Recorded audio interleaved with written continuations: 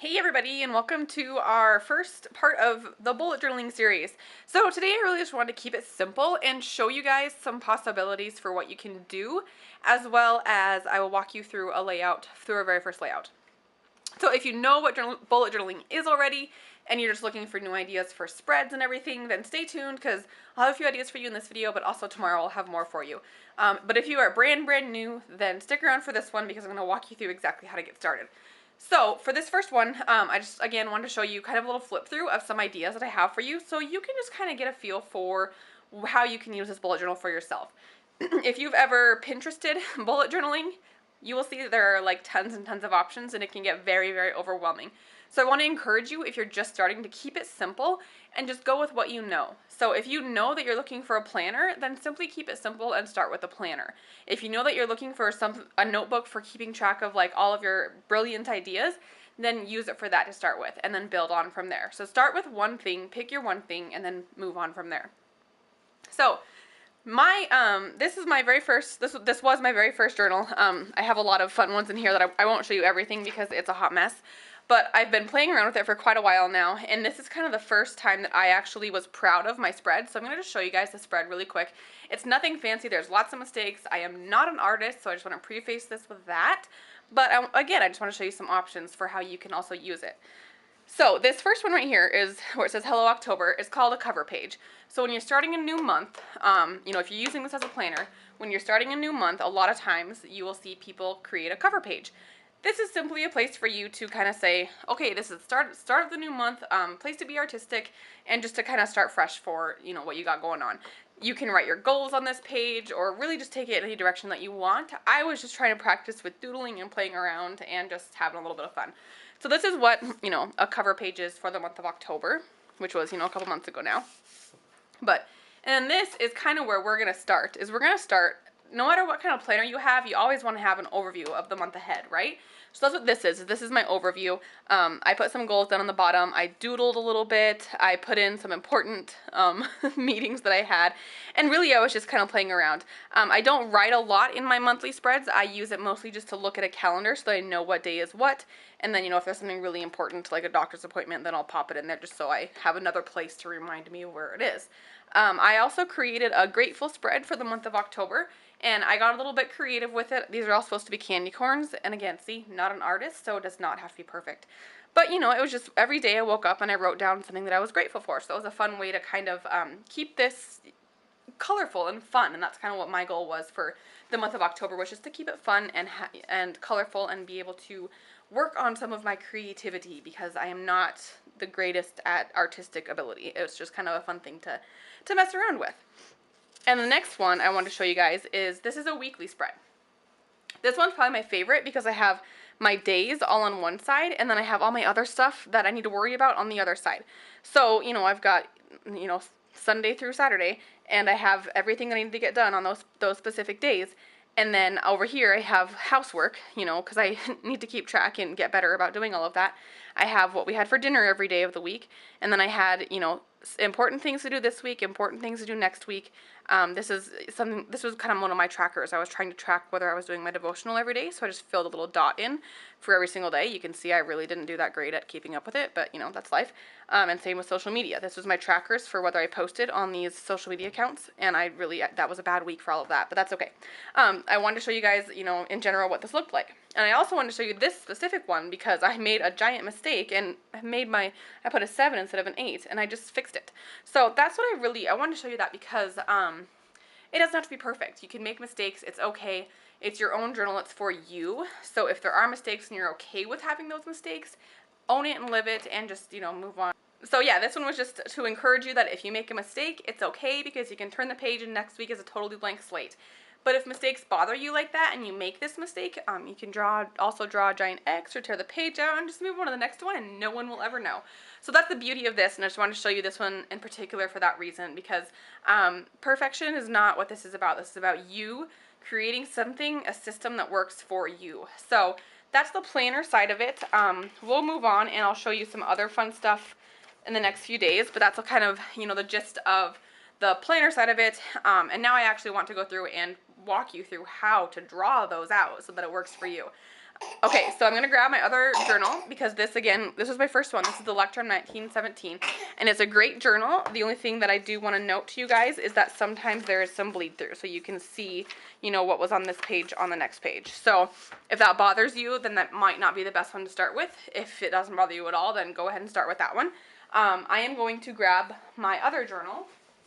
And this one is my Scribbles That Matter. So this is my newest one. I have not actually done a lot in this journal yet. So I'm kind of testing this out with you guys and starting fresh. So I wanted to open this up and I wanted to just kind of show you guys how to start. This one's been great. I have done a couple of test layouts and the bleed through is not nearly as bad because the paper is a little bit thicker. And that also is dependent on what kind of pen you use. So you'll be able to kind of see that as we go. Okay, so we are going to get started. I'm going to show you guys how to create your very first couple of layouts. Well, actually, today we're going to create one layout. We'll create another one tomorrow. But I wanted to start by showing you this. I like to start my journals with my future log. So this is going to be my 2018 journal. And if you want to recreate this, then you can definitely like screenshot this or take a picture, pause me, and stop and create this in the very front of your journal if you would like. You can, again, twist this any way that you want. I kept this one pretty simple to show you guys just so that way, you know, you don't have to be intimidated by it. Like, this is really simple. I grabbed a ruler, I drew some lines, and I made a little box for the dates for all of the months for the next 6 months. And then if I have important things I need to remember for each month, I can write it in this space. I can always circle dates if I need them, but it just kind of gives me a little overview to look at as I'm creating other things in my journal. Okay, so we have our blank page of our bullet journal here, and I just have a little 6-inch ruler with a foam back. I got that on Amazon, so that's, I mean, you don't have to have one like this. You can have whatever you want. You don't even have to use one. You can draw straight lines without it. I just kind of like to have a ruler, and I have a pencil, and I've got a black pen. Now, I use, I can't remember the brand of them. I got them off of Amazon, and this is what they look like. It says SIPA for the little brand name there, and they come with like a whole bunch of colors, and these are probably like my favorite pens ever. They're just really fun, easy to use, and I love them. But you can use anything. So whatever your favorite pen is, grab it. I'm going to start with black to do the boxes, and then we'll move on to some colors here in a minute. But so what I do is I don't know if you can see them or not, but I marked out on here where I want all of my lines to be for the grid base of our calendar. What we're doing first is creating our monthly layout, so that way we have something to look back on for the month of January when we get there.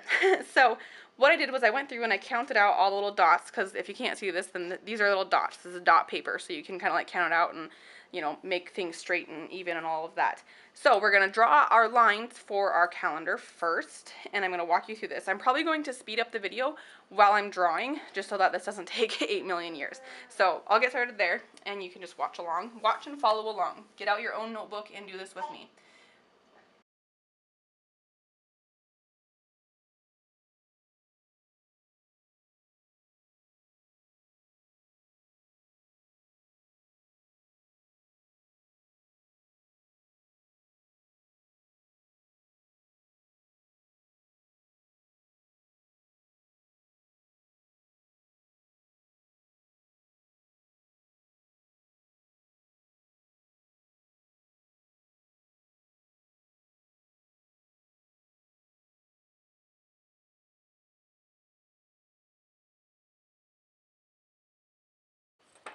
Okay, so that's your basic grid. Now I'm going to take a different color, and I'm going to go through and mark out all of my days and write all of my days of the week. I have a purple sitting here, so I'll just use that.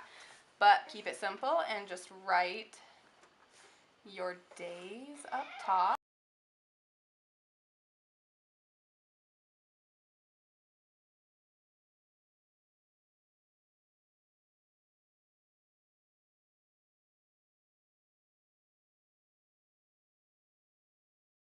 Okay, so I went through and kind of penciled out what I'm going to do next, just so I can show you guys, and then I'll go over it in pen.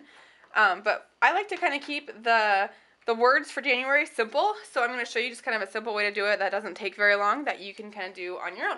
So I take any kind of marker. This is a Tombow twin tone marker, but you can use anything, a Crayola or whatever, and I just kind of do block lettering for the word. In this case, the word is January. And usually I'll spend a little bit more time making it pretty, but, you know, try not to take a million years today. And then I kind of just color it in and make it as, you know, pretty thick. And if you have a thicker marker, then this might be a little bit easier because you can just literally write it and make it thick as you write it. And again, this isn't looking all that pretty, but you get the idea. And I'll kind of make that a little bit thicker.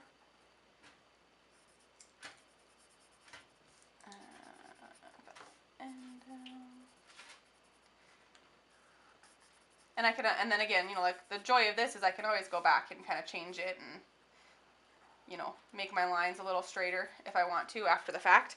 But there I just have a nice thick January in marker, and then I'll take my pen and I'll write in cursive over top. And that just kind of adds a nice little flourish to make it, you know, something fun without getting too technical. And then what I'm going to do is I'm going to take my black pen and I'm going to fill in this box and just kind of finish coloring all this stuff in, so you can kind of watch me do that.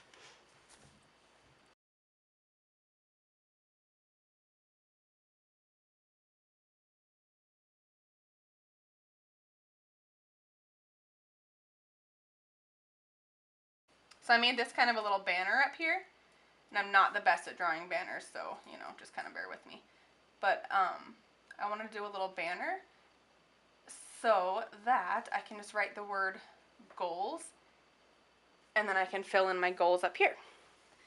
And then I have some cool little mittens to write the year in. And I'll just do a big old 2018. Add a couple little flourishes and call that good. And then, so I have a lot of pencil marks up here, so I'm just going to grab my giant eraser and get rid of those pencil marks to kind of clean it up a little bit. I have a few down here too that I'll get rid of really quick. Because I like to do a quick little sketch out in pencil and then go over it in pen a little bit later, just in case I make a whole bunch of mistakes.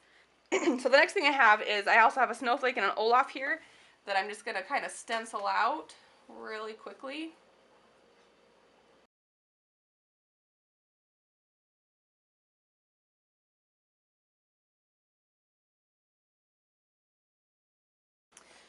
Okay, so see, I just kind of sketched these out. Again, I'm not an artist, so, like, you know, don't be, if you are an artist, then please don't judge me for my bad artistic skills here. But it's just kind of fun, and then I'll probably go back in and maybe color, I'll probably color him in a little bit, and then I like to leave a little bit of space so that when the month comes along, I can doodle. I can write some to-do list or whatever it is I need in this spot, and then I have some space to doodle around here. But this gets me started with the general layout. It gives me a place to look back and see what the month looks like, look at the dates, write down anything important, and just kind of a little bit of flexibility so that I can tweak it and customize it as we go. So that's really all I have for today. Sorry that video went a little bit long, but that works. And then tomorrow we'll walk through a weekly layout and we'll keep going with this awesome bullet journal series. So please follow along, and if you haven't subscribed yet, subscribe so that you can catch tomorrow's video too, and we'll go through another layout tomorrow. Catch you then.